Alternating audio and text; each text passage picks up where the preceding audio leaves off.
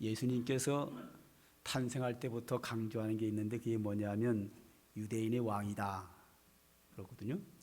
여기서 유대인의 왕이라고 하는 것은 왕궁에서 세상 권력을 가지고 나라를 다스리는 그런 왕이 아니라 영적 유대인의 왕으로서 하나님의 나라와 하나님의 백성들에게 를 다스리는 하나님의 은혜로 함께하는 그런 유대인의 왕이라는 말입니다.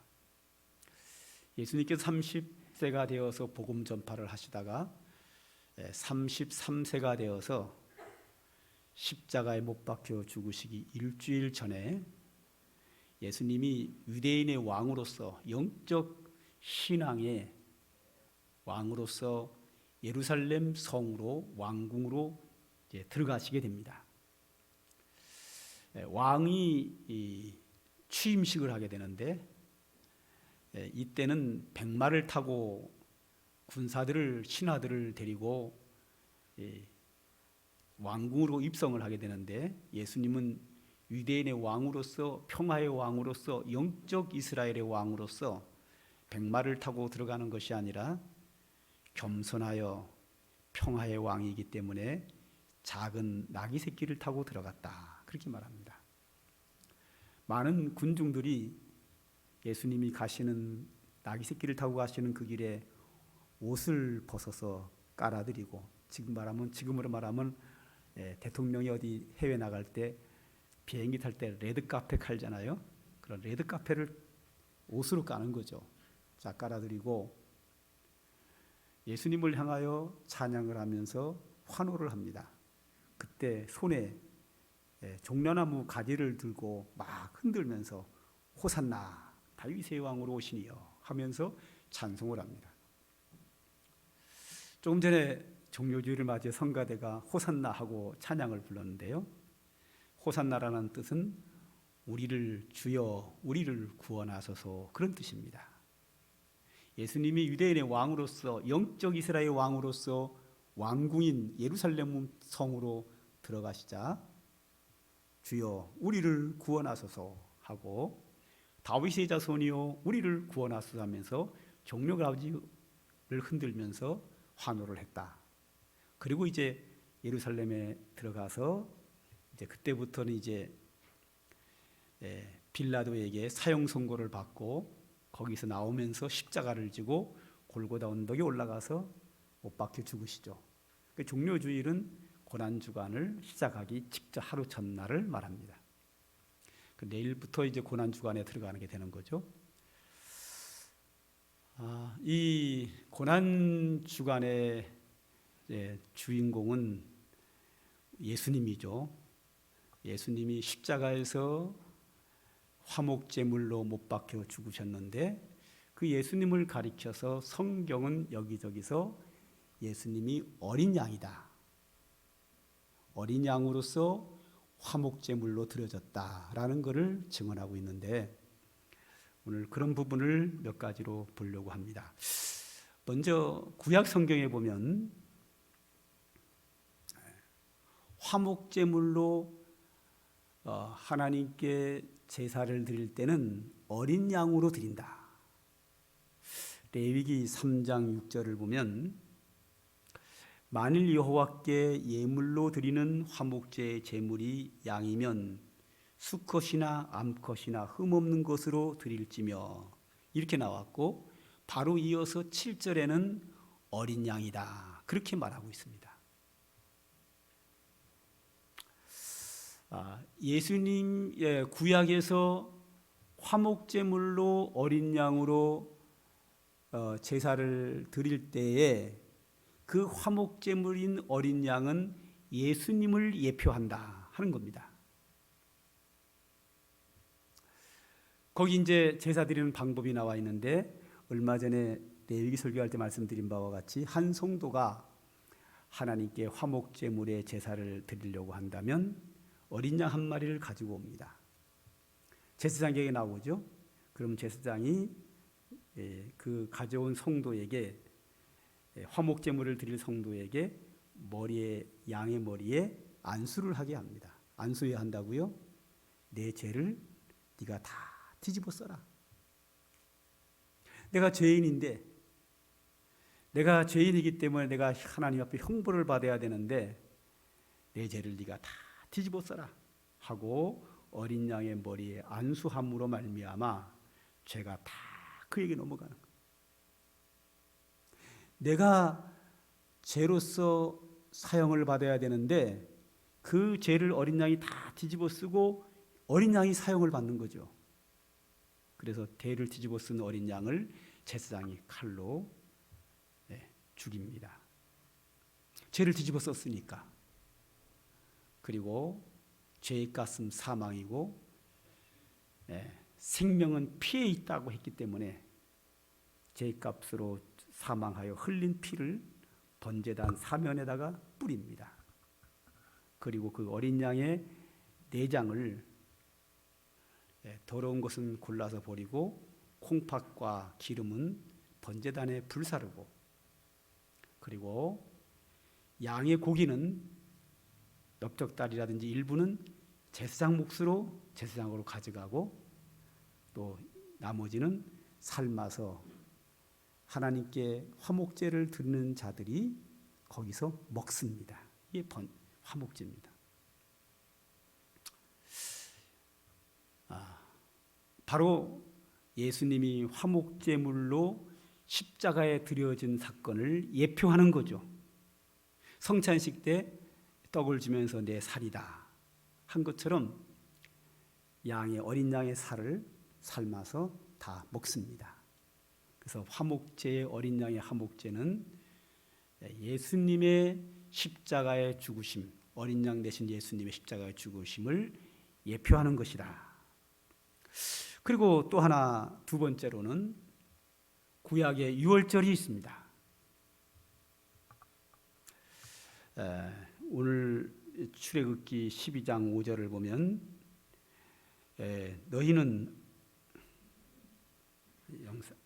너희 어린 양은 흠없고 1년 된 수컷으로 하되 하는 말이 나옵니다. 자, 구약에서 이스라엘 백성들이 애굽에서 출애굽할 때에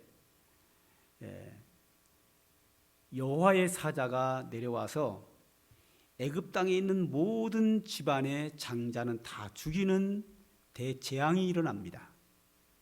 그런데 이 재앙은 이스라엘 사람이나 애굽인이거나 관계없이 애굽 땅에 있는 모든 사람들의 집의 장자는 다 죽이는 그런 날입니다. 그런데 장자가 죽지 않는 길이 하나가 있습니다. 그것이 뭐냐면 어린 양, 1년 된 어린 양을 잡아서 피를 흘려 그 피를 문설주와 임방에 바르고 쓴 나물과 쓴 떡을, 누룩 없는 떡을 먹으면서 그 고기를, 어린 양의 고기를 삶아서 먹는 거죠. 그것이 유월절 절기를 지키는 건데 그 절기를 지키는 집은 여호와의 사자가 지나가다가 그 집에 이 집은 유월절 절기를 지키는구나. 그러면 그 집을 넘어가는 거예요. 넘어간다, 유월한다는 말이거든요. 넘을 유자고, 넘을 월자거든요. 그 집은 넘어가요. 그런데 그 옆에 있는 집은 어린 양을 잡아서 피를 민설주와 임방에 바르지 않고 그 고기를 먹지 않고 절기를 지키지 않는 집은 여호와의 사자가 그 집에 들어가서 장자를 죽이는 거죠. 그래서 유월절을 지키는 사람 집은 넘어가고 유월하고 지키지 않는 집은 들어가서 죽이는 거죠. 그런데 이스라엘 사람들은 전부 다 이 모세의 말에 순종해서 다 유월절 절기를 지켰기 때문에 장자가 하나도 죽지 않았지만 애굽 사람은 바로 왕부터 시작해서 전 국민이 지키지 않았기 때문에 애굽의 모든 사람들은 왕부터 시작해서 저 밑에 있는 서민까지 모두가 다 그 집안의 장자는 한 명씩 다 죽게 되는 겁니다. 자, 이렇게 어린 양으로서 유월절 절기를 지켰는데 세월이 흐릅니다. 세월이 1600년이란 세월이 길게 흘러서 예수님이 이 땅에 탄생하시고 복음을 전하시고 십자가에 못 박히기 전날 밤에 이제 유월절 절기를 예수님이 제자들과 함께 지키게 되었습니다. 예수님이 제자들과 함께 13분이서 마가 요한의 다락방에 모였습니다. 그러면 유월절 절기를 지키려고 하면 쓴 나물과 누룩 없는 떡과 그리고 양을 가지고 와야 되거든요. 양 고기를 가지고 와야 된단 말이에요. 그런데 예수님이 그런 것은 준비하지 않고 떡과 포도주를 준비해 오신 겁니다. 그리고 떡을 찢어서 제자들에게 주시면서 내 살이다. 포도주를 따라서 주시면서 내 피다 하고 주는 거예요. 그러니까 유월절 절기를 떡과 포도주로 성찬식으로 예수님이 절기를 지키는 거예요. 그 이유가 뭔가 하면 유월절 어린 양은 예수님의 몸을 상징하는 거거든요. 예수님이 화목제물로 십자가에서 어린 양이 되어주셔서 피 흘려 죽는 것을 상징한 것이기 때문에 유월절 양은 상징이고 실체는 예수님의 몸이에요. 예수님의 몸이 화목제물로 십자가에서 드려지는 것이 실체이기 때문에 본인이 실체이기 때문에 굳이 어린 양으로 할 필요가 없는 거예요. 그래서 자기의 살을 찢어서 제자들에게 줘야 되죠. 내 살이니까 먹어라. 내 피니까 마셔라. 이렇게 해야 되는데 살을 찢어줄 수 없으니까 살 대신에 상징으로 떡을 찢어서 주시고 피 대신에 포도주를 주시고 나서 역시 성찬식도 예식이고 상징이죠. 그리고 실체인 자기 몸을 실제로 우리에게 찢어주시고 피 흘려주시는 것은 그 다음 날 예수님이 세상 죄를 지고 십자가를 지고 골고다 언덕에 올라가셔서 채찍에 맞으시고 머리에 가시멸관을 쓰시고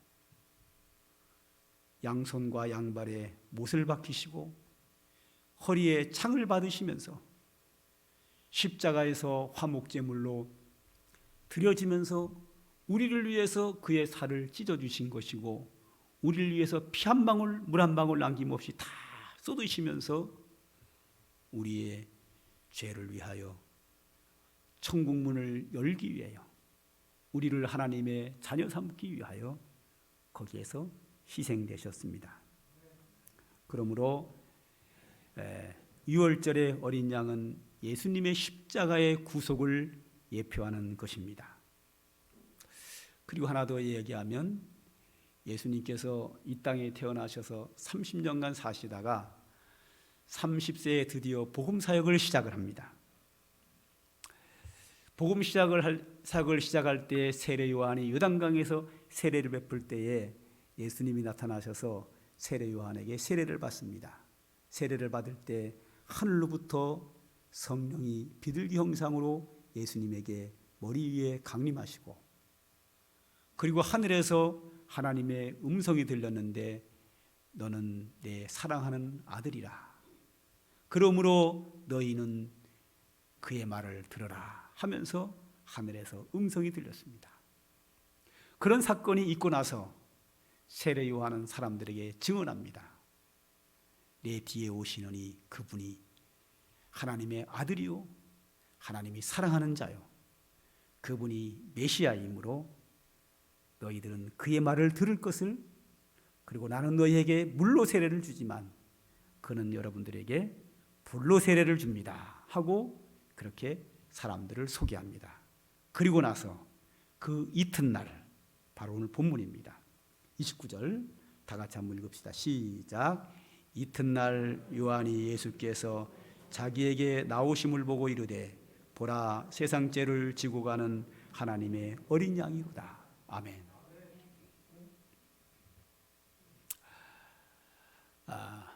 예수님이 이튿날 딱 나타나시자 많은 사람들에게 말합니다. 보라, 예수님을 가리키면서 보라, 저분이 세상 죄를 지고 가는 하나님의 어린 양이다 하고 공식적인 선포를 합니다.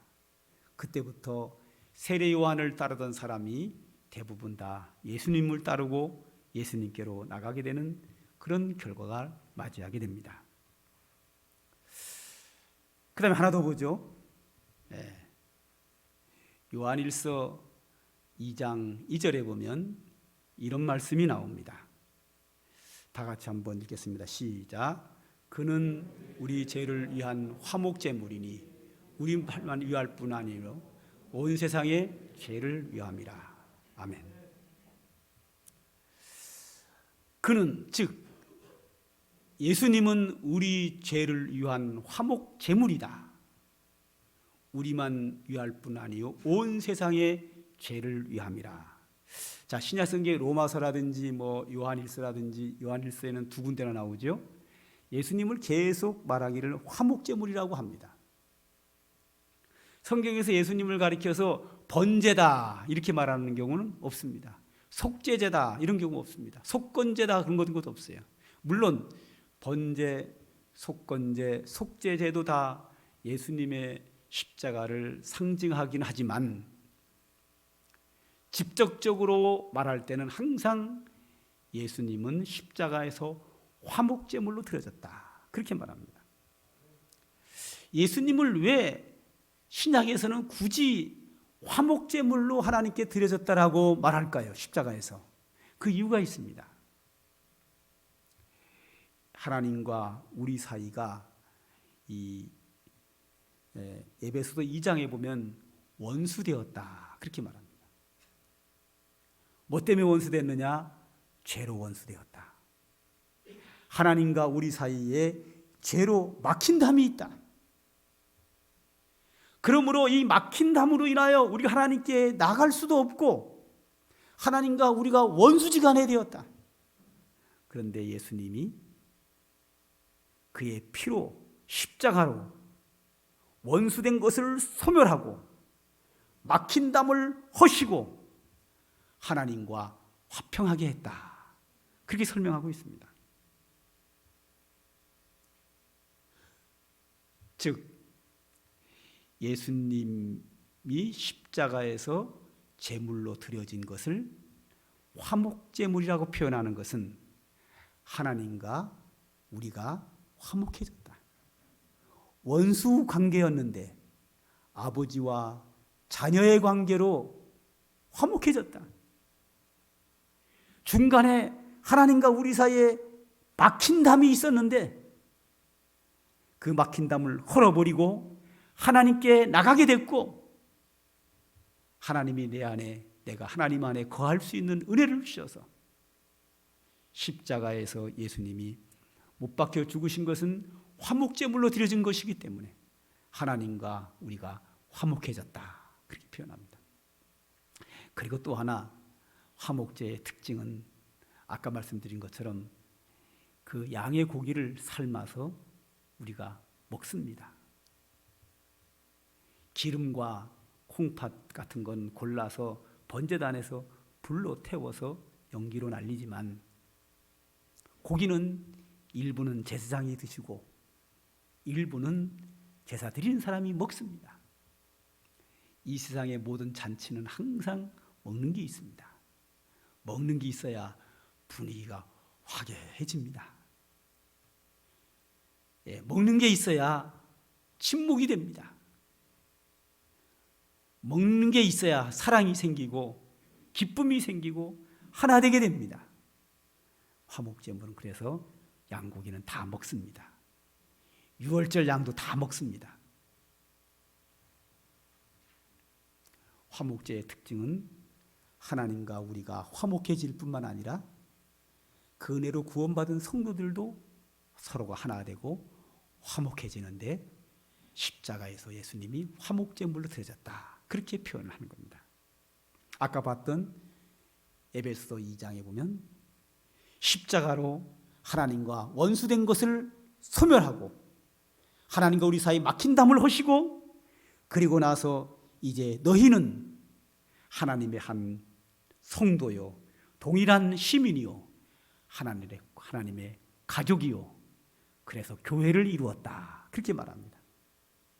그러므로 예수님이 십자가에서 화목제물로 드려진 것은 하나님과 우리가 화목해지는 것뿐만 아니라 성도와 성도가 화목해지는 길이 여기에 있습니다.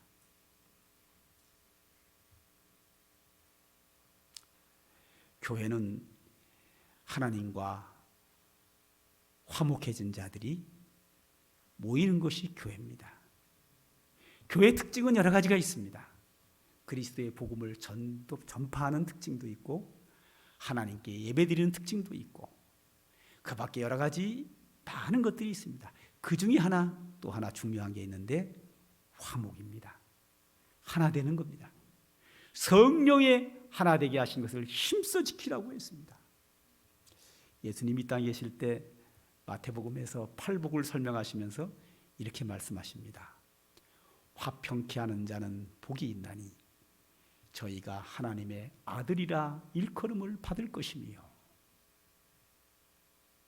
화평케 하는 자는 복이 있나니 하나님의 아들이라 일컬음을 받는다. 우리는 하나님의 자녀입니다. 먼저 예수님이 화평케 했습니다. 자기는 십자가에서 희생되고 우리와 하나님과 화목하게 하고 성도와 성도가 화목하게 했습니다. 하나님 아들 예수 그리스도가 십자가에서 화목제물로 희생됨으로 말미암아 이 화목의 사역을 이루셨습니다. 우리는 예수님을 통하여 예수님처럼 우리도 하나님의 자녀가 되었습니다. 그러므로 우리도 자동적으로 하나님의 자녀입니다. 하나님의 자녀는 예수님처럼 화평케 하는 자가 되어야 합니다. 얼마 전에도 제가 말씀드린 바와 같이 교회에서의 분쟁은 교회가 아닙니다.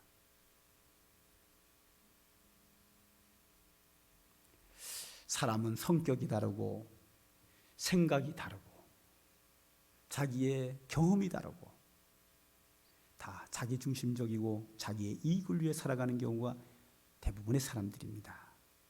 그렇기 때문에 사람과 사람이 만나면 의견 충돌이 일어나고 이권으로 인하여 줄다리기가 일어나고 다툼이 일어나는 건 어떤 면에서 정상입니다. 그럴 수밖에 없습니다. 사람이 모인 곳에는 의견이 충돌이 일어나게 되어 있습니다. 그러므로 교회는 그럴 수 있습니다. 그러나 예수님이 하나 되게 하기 위해서 십자가에서 그 수모를 당하셨습니다. 그리고 우리를 하나님의 자녀 삼으셨습니다. 하나님의 자녀는 화평케 하는 겁니다. 우리는 체질적으로 분쟁하고 싸우고 자기 이익을 위해서 추구하고 자기의 고집을 피우는 것이 우리 인간의 본성입니다. 그러나 우리가 예수를 믿고 하나님의 자녀가 되었고 하나님의 성령이 내게 오시면 그런 육체의 욕심을 우리는 하나하나 내려놔야 합니다. 내 욕심을 내려놓고 내 고집을 내려놓고 내가 한 걸음 양보하고 그리스도의 십자가를 바라보면서 사랑으로 사람들을 대한다면 그리고 상대방의 입장을 이해해 준다면 우리는 하나 될 수 있습니다. 오늘 본문 말씀 보라 세상 죄를 지고 가는 하나님의 어린 양이로다. 우리는 이번 고난주간을 맞이하여 세상 죄를 지고 가는 하나님의 어린 양이신 주님을 바라봐야 합니다. 어린 양 대신 예수님이 세상 죄를 지고 골고다 언덕에 올라가셔서 십자가에서 화목제물로 희생되셨습니다. 그 십자가를 바라봅니다. 그 십자가를 바라보면 우리는 하나님과 화목할 수 있습니다. 그 십자가의 은혜를 통하여 하나님께 나갈 수 있습니다. 그리고 우리는 이웃과 함께 화목의 길로 가야 합니다. 근데 이게 잘 안 됩니다. 잘 안 된다고 포기할 수는 없습니다. 우리는 내일부터 새벽에 나와서 기도합니다. 하나님께 믿음으로 나가기 위해서 기도합니다. 그리고 사람과 화목하기 위해서 기도합니다. 기도하고 나서 그날 낮에 또 의견 충돌이 일어나고 다툴 수 있습니다. 그래도 포기하지 말고 다음날 또 이른 새벽에 나와서 주님의 십자가를 바라보며 또 하나님께 나가고 사람과 화목하기 위해서 또 애써야 합니다. 또 실패합니까? 그런 다음날 새벽에 나와서 또 기도합니다. 우리는 계속 주님의 십자가를 바라봐야 합니다. 화평케 하기 위해서, 화목하게 하기 위해서 그 수모와 고난을 당하시고 우리를 위하여 자기의 살을 찢어주시고 모든 피를 흘려 희생되신 주님을 바라봐야 합니다. 어린 양 되신 예수 그리스도를 바라봐야 합니다. 그리고 날마다 바울이 고백한 것처럼 나 자신을 복종시켜야 합니다. 그러면 우리는 점점 하나님의 아들 예수 그리스도의 모습을 닮아갈 수 있습니다. 고난주간을 맞이하여 화목제물로 십자가에서 희생되신 주님을 바라보며 하나님께 가까이 나가고 화평한 자가 되고 그 은혜의 감격을 우리의 가슴에 담고 하나님이 기뻐하는 믿음의 사람으로 날마다 나갈 수 있도록 그런 절기가 되는 귀한 시간들이 되고 우리의 평생의 삶이 되기를 간절히 기도하며 소망합니다.